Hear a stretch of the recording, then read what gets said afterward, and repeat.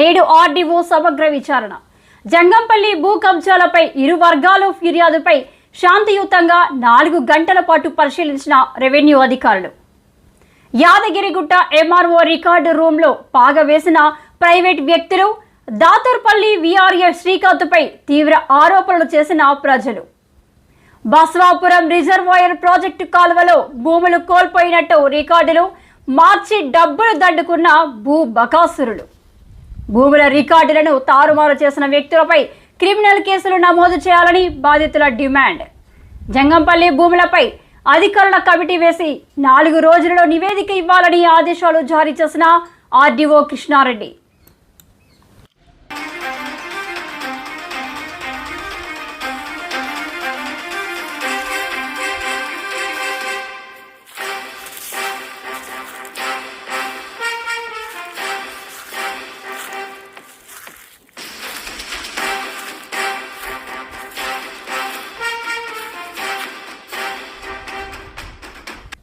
Baswapuram reservoir project కాలువలో భూములు కోల్పోయినట్టు రికార్డులు మార్చి డబ్బులు దండుకున్న భూ బకాసురులు.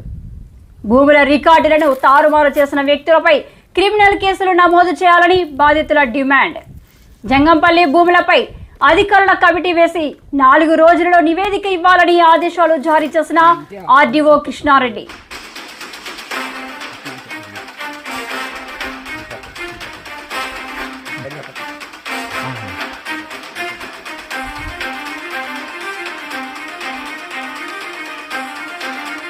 అసలు ఎట్లా ఏ విధంగా కబ్జా చేసిండు? ఎక్కడెక్కడ? పార్నంది బాలయ్య వాళ్ళకు హరిజనులది. ఇక్కడ గుంటి ముత్తయ్యకు 1 ఎకరం ఉంది, ఈయనకు 34 గుంటలు ఉంది. ఈ 34 గుంటలు బాలయ్య పేరు మీద నుంచి వీళ్ళు యాక్చువల్గా ఈ ముత్తయ్య అనేట ఆయన వాళ్ళ ముందే 1968లో వాళ్ళు ఈ 34 గుంటలు కూడా తీసుకున్నారని ఈ గవర్నమెంట్ ల్యాండ్ కావడం వల్ల ఆ భూమి అతని పేరు మీదనే బాలయ్య పేరు మీదనే కంటిన్యూ అవుతుంది. అయితే ఈ నెహ్రూ పోయి మేము పాస్బుక్లో నీకు ఎక్కిస్తాను అది మార్పిడి చేసి ఆ పాస్బుక్లు తీసుకొని లేకపోతే ఏం చేసిండో పానీలో మాత్రము తన పేరును నెహ్రూ 34 గుంటలు అదనంగా ఉన్నాయి. అది మొత్తం సర్వే నెంబర్లో 1 ఎకరం 34 గుంటలు ఉంటే ఇంకొక 34 గుంటలు ఎక్కువ అదనంగా అందులో ఎంట్రీ చేయించుకుంటూ దానికి మేము కలెక్టర్ ఆఫీస్లో కూడా దరఖాస్తు పెట్టినాము. అది యాక్చువల్గా ఆయన డిటి నరసింహారావు ఇంకా రికార్డ్ సెక్షన్ వాళ్ళ మీద కూడా కంప్లైంట్ చేసినాము. ఎందుకంటే గవర్నమెంట్ ఆఫీస్లో రికార్డ్ చేంజ్ కావడానికి మరి దానికి ప్రొసీజర్ కావాలి కదా, ఎట్లా చేంజ్ అవుతుంది.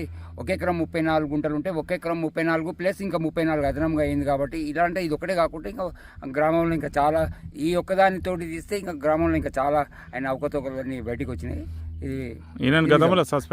గతంలో ఇతను మన గ్రామ కారోబార్గా ఉండే మా మిస్సెస్ సర్పంచ్గా 2006 నుంచి 11 వరకు సర్పంచ్ చేసింది.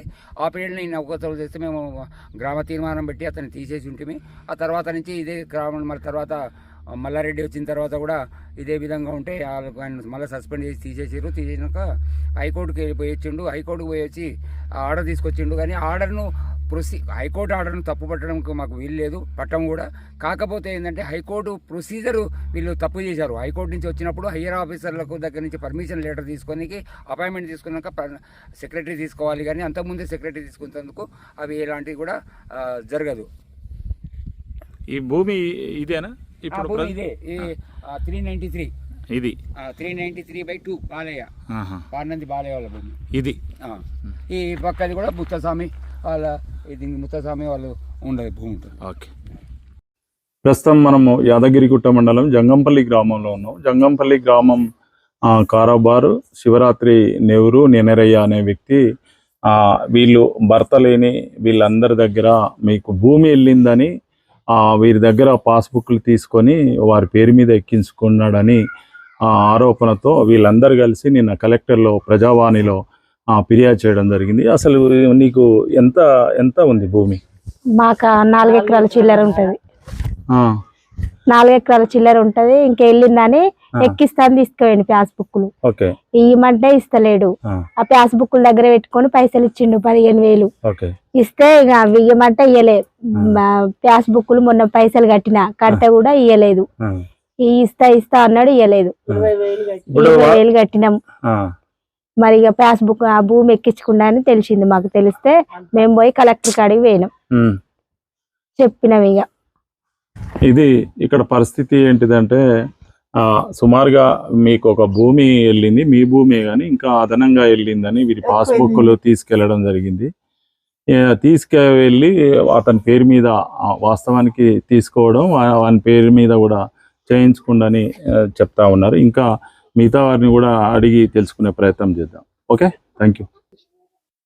రోజు ఆపుతావు, 2 రోజులు ఆపుతావు, దీన్ని ఎంక్వైరీ చేయరు. ఈమె తప్పు అయితే ఆయన చేసి పడేస్తావు, జెన్యున్ అయితే ఆపేస్తావు. ఆపినాక ఆయన పేరు మీద ఎక్కింది ఎట్లా తీయాలనేది మళ్ళీ సెకండరీ. అది అదే సార్, ఈరోజు జంగంపల్లి గ్రామానికి సంబంధించి గత సోమవారం ప్రజాపాలనలో మన ప్రజావాణిలో కొంతమంది వచ్చి మా ల్యాండ్ని ఆక్రమించుకుంటారు అని చెప్పి కలెక్టర్ గారికి ఆ గ్రామస్తులు ఒక 10-15 మంది, ఎవరైతే ఆ పెంటమ్మ, తర్వాత బాలయ్య భార్య రామూర్తి, జోగాని సత్య, వీళ్ళందరూ కూడా వచ్చి కలెక్టర్ గారికి ఒక అప్లికేషన్ ఇవ్వడం జరిగింది. దాని మీద కలెక్టర్ గారు యాజ్ ఏ ఆర్డీఓగా నన్ను ఎంక్వైరీ ఆఫీసర్గా నియమించి దీని మీద పూర్తి విచారణ జరిపి యాజ్ పర్ యాక్ట్ ప్రకారం యాక్షన్ తీసుకొని రిపోర్ట్ చేయమని చెప్పడం జరిగింది. దాంట్లో భాగంగా నేను గత 2-3 రోజుల నుంచి బిజీ ఉండడం వల్ల ఈరోజు రావడం జరిగింది. ఈరోజు ఇరు వర్గాలను కూడా, ఎవరైతే ప్రజావాణిలో దరఖాస్తు పెట్టినటువంటి బాధితులు ప్లస్ అభియోగం మోపబడినటువంటి వ్యక్తులు కూడా రావడం జరిగింది. వాళ్ళిద్దరి ముందరనే మనకున్నటువంటి ధరణి రికార్డ్స్ అండ్ పాత మాన్యువల్ పహానీస్ కూడా తీసి వెరిఫై చేసి వాళ్ళ ముందరనే ఎవరెవరికి ఏ ల్యాండ్స్ ఉన్నాయి, ఏమున్నాయి అనేది కూడా విచారణ చేపట్టడం జరిగింది. వాళ్ళందరి ముందర చేపట్టినటువంటి ధరణిలో ఉన్నటువంటి అందరూ కూడా వాళ్ళు అంగీకరించడం జరిగింది. ఆ ధరణికి సంబంధించినటువంటి ఎంట్రీస్కి సంబంధించి కూడా పాత పట్టా సర్టిఫికెట్స్, మాన్యువల్ బుక్స్ ఏమున్నాయో కూడా నేను మా కన్సర్న్ ఆర్ఐ గారికి రేపు మండే తర్వాత వాటిని ప్రొడ్యూస్ చేయాలని చెప్పిన. ఒకవేళ వాళ్ళ దగ్గర పాత పట్టా బుక్స్ కానీ పట్టా సర్టిఫికెట్స్ కానీ లేని వాళ్ళై ధరణిలో అక్రమంగా ఎంట్రీ జరిగినట్లయితే వాటి మీద కూడా వాళ్ళకి నోటీసెస్ ఇచ్చి డిలీషన్ చేసేస్తాం. సేమ్ టైం వాళ్ళు కూడా ఇంకొక వ్యక్తి మీద కూడా లక్ష్మీనా ఎవరో ఈయనకు కూడా 2 ఎకరాలు 27 గుంటలు ఎట్లా వచ్చింది సార్ అని, అంటే ఒకరి మీద ఒకరు ఇట్లా అభియోగం చేసుకోవడం జరిగింది. వాళ్ళందరూ కూడా వాళ్ళకి సంబంధించిన ఎంట్రీస్ ప్రాపర్గా ఉన్నవా లేవా అనేది వాళ్ళకి ఇచ్చినటువంటి అసైన్మెంట్ సర్టిఫికెట్స్, పాత పట్టదారు పుస్తకాలు, పాత పహనీలలో చెక్ చేస్తాం. ఆ ఎంట్రీస్ కరెక్టా లేదా చెక్ చేసి దాని ప్రకారం నిర్ణయం తీసుకుంటాం. రెండవది, ఎవరైనా అసైన్ భూమి అంటే వీళ్ళకి తెలుసో తెలియకో వీళ్ళ తాత తరంలో వీళ్ళ నాయన ఉండగానో అమ్ముకుని ఉన్నట్లయితే వాళ్ళ ఆధీనంలో ఉంటుంది, కానీ రికార్డు మాత్రం ఇంకా వీళ్ళ భర్త పేరు మీదనో తండ్రి పేరు మీద ఉంటుంది.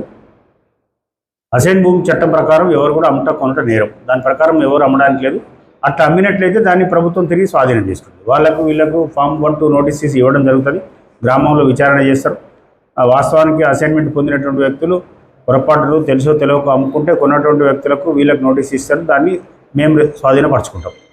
రెండవది, ఇంకొక మెయిన్ అభియోగం ఏంటంటే అక్కడ ఒక 3 ఎకరాల 36 గుంటలకు సంబంధించి ఆ గతంలో వేరే వ్యక్తుల పేర్ల మీద భూమి ఉండే వీళ్ళు ఎవరైతే ఇప్పుడు అభియోగం మోపబడినటువంటి వాళ్ళు దాన్ని వాళ్ళ పేరు మీద టెంపుల్ పేరు సీతారామచంద్రస్వామి పేరు చెప్పి గుడి పేరు మీద రాసుకొని వాళ్ళు దాన్ని స్వాధీనం చేసుకొని ప్రతి సంవత్సరం అక్కడ జాతర చేయడం, అంటే వాళ్ళ ఆధీనంలో భూమి ఇచ్చుకొని వాళ్ళ భూమిలో చేస్తున్నట్టుగా చేస్తున్నారు. అది కరెక్ట్ కాదని చెప్పారు. దాని మీద కూడా మా డీటీ గారికి అండ్ ఆర్ఐ గారికి ఆదేశించడం జరిగింది. రికార్డు వెరిఫై చేస్తారు. ఒకవేళ నిజంగా అది ఎండోమెంట్ భూమి అయితే ఎండోమెంట్కి చెందే విధంగా రాస్తాం, దానికి చుట్టూ ఫెన్సింగ్ పెట్టిస్తాం.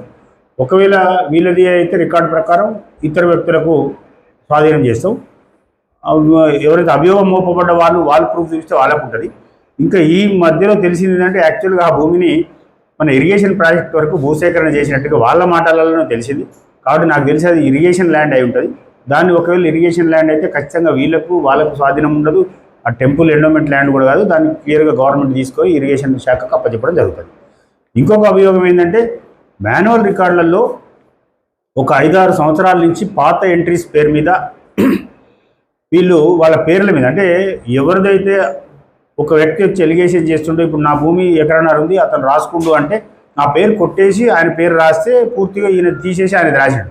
నాది అట్లించి నా పేరు పైన ఇరికిచ్చి ఓవర్ రైటింగ్ మ్యానిపులేటింగ్ తోటి వేరే వాళ్ళది రాసినట్టుగా మేము గమనించడం జరిగింది. ఆ ఏ ఇయర్ నుంచి ఏ ఇయర్ వరకు రాసినో ఆ రికార్డ్ అంతా కూడా నేను తీసుకొని సీజ్ చేసి నా ఆఫీస్లో పెట్టడం జరిగింది. దాని మీద పూర్తి విచారణ జరిపి ఆ రైటింగ్ ఆధారంగా దాని మీద ఎవరైతే రాసిర్రో దాన్ని నిగ్గు తెలుస్తాం, వాళ్ళ మీద క్రిమినల్ చర్యలు కూడా ఉంటాయి. సార్ ఇంకోటి, ల్యాండ్ ఒక దగ్గర ఉన్నది, ఆ కాలువలా పోయింది, పోకుండా పోయినన్నట్టుగా ఆ డబ్బులు వాళ్ళు తీసుకుర్రు, మళ్ళీ యథావిధంగా వాళ్ళు భూమిలో కొనసాగుతారు. వాళ్లకు మళ్ళా రైతు ఈ బీమా లాంటి ప్రభుత్వం నుంచి వర్తిస్తున్నాయి. దాని మీద ఏమైనా యాక్షన్? ఎస్, ఇది వైవాట్ కబ్జా ఉన్నట్లయితే ఎక్కడైతే భూసేకరణ జరుగుతుందో అక్కడ ఎక్కడైనా వైవాట్ కబ్జా ఉన్నప్పుడు ఏమైందంటే రికార్డ్ పేరు మీద సర్వే నెంబర్ ఒకటి ఉంటుంది వ్యక్తి పేరు మీద, ఆయన యాక్చువల్గా ఫిజికల్ పొజిషన్ ఇంకో చోటు ఉన్నాడు. ఆ ప్రాజెక్ట్కి సంబంధించి ఆ వేరే చోటు ఉండడం వల్ల ఆ భూమి అట్లే ఉండిపోతుంది. మీరు అన్నట్టు ఒకవేళ ఆల్రెడీ ఈ విషయం ఇప్పుడు ఇక్కడికి వచ్చిన తర్వాత తెలిసింది మనకు. నిన్న మొన్న ప్రజావాణిలో కానీ ఎక్కడ దీని మీద కంప్లైంట్ లేదు. ఇక్కడికి వచ్చినాక గ్రామస్తులందరి విషయాలలో ఆ భూసేకరణలో పోయినప్పటికీ ఇంకా వాళ్ళ పేరే కంటిన్యూ అయితే వస్తుంది. అది మా ల్యాండ్ ఎక్విజిషన్ రికార్డ్స్ ప్రకారం ఆ ఫైల్ తీపిస్తాం. ఒకవేళ దాంట్లో భూసేకరణ జరిగి అవార్డు పాస్ అయ్యి పేమెంట్ జరిగినట్లయితే ఖచ్చితంగా ఇప్పుడే ఆ ఎంట్రీస్ తొలగించి ప్రాజెక్ట్ పేరు మీద ఇప్పుడు మేము ఆల్రెడీ బస్వాపూర్ రిజర్వాయర్కి సంబంధించి 4,000 ఎకరాలలో 3,000 ఎకరాలకి ఇప్పటికి అవార్డు కంప్లీట్ చేసినాం, పేమెంట్ కంప్లీట్ చేసినాం. 3,000 ఎకరాలు కూడా రికార్డులో పిఎంఎస్ డేటా ప్రాజెక్ట్ పేరు మీద మేము ఆల్రెడీ ఎంట్రీ చేయడం కూడా జరిగింది. సేమ్ ఈ వైటీడీఏకి సంబంధించింది కూడా ఎంటైర్ మన వైటీడీఏకి ఏదైతే భూసేకరణ జరిగిందో అదంతా కూడా ఇప్పుడు వైటీడీఏ పేరు మీద రికార్డుకు వచ్చింది. రైతుల పేర్లు ఎగిరిపోయి నాకు తెలిసి ఇంకొక 150 ఎకర్స్ ఉంది. నేను వచ్చిన తర్వాత కూడా ఒక 500 ఎకరాలు ఎంట్రీ చేయడం జరిగింది. ఇంకొక బ్యాలెన్స్ ఒక 100 ఎకర్స్ ఉంది, అది కూడా కంప్లీట్ చేస్తాం పూర్తి స్థాయిలో. అంటే పాత గతంలో జరిగినటువంటి భూసేకరణ వాటిల్లో కొన్ని చోట్ల ఇంకా అక్కడక్కడ మిగిలిపోయి వాటన్నిటిని కూడా ఇప్పుడు కంపల్సరీ వెలికి తీసి పాత అవార్డు కాపీలు తీస్తాం. పేమెంట్ కంప్లీట్ అయిన ప్రతి ఒక్కటి కూడా ప్రాజెక్ట్ పేరు మీద ఎంట్రీ చేస్తాం రైతుల పేర్ల మీద. మీరు అన్నట్టు యాక్చువల్ మొన్న మనకు రైతు భరోసా పడేటప్పుడు ఇవన్నీ కూడా ఎంట్రీస్ చేయడం జరిగింది.